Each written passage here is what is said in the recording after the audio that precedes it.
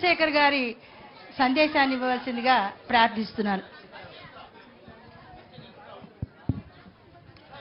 Thank you.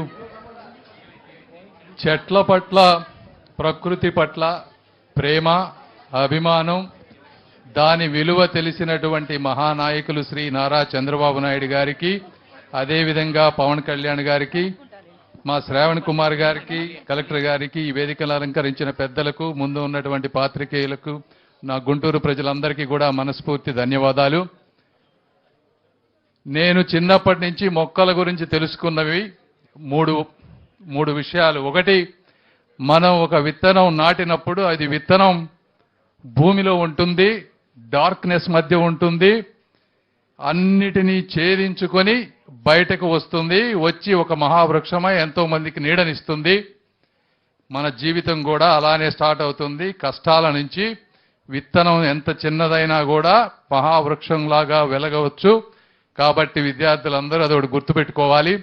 రెండోది, చెట్టు అనేది ఎప్పుడు సూర్యుడి వైపు ముందుకు వెళ్తుంది, అంటే ప్రగతి వైపు, కాంతి వైపు వెళ్తూ ఉంటుంది.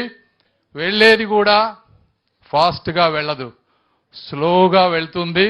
ఆటుపోట్లను తట్టుకొని వెళుతుంది, గాలివానల్ని తట్టుకొని ముందుకు వెళ్తుంది. జీవితం కూడా అలాంటిదే. అలాంటి వాటి విలువ తెలిసినటువంటి వ్యక్తులు, అదేవిధంగా నారా చంద్రబాబు నాయుడు గారి జీవితం కూడా ఆ విధంగా స్ఫూర్తి అని కూడా మీరందరూ తెలుసుకోవాలి. మూడోది, చెట్లు బాగా పెరిగిన తర్వాత వేర్లు విస్తరిస్తాయి.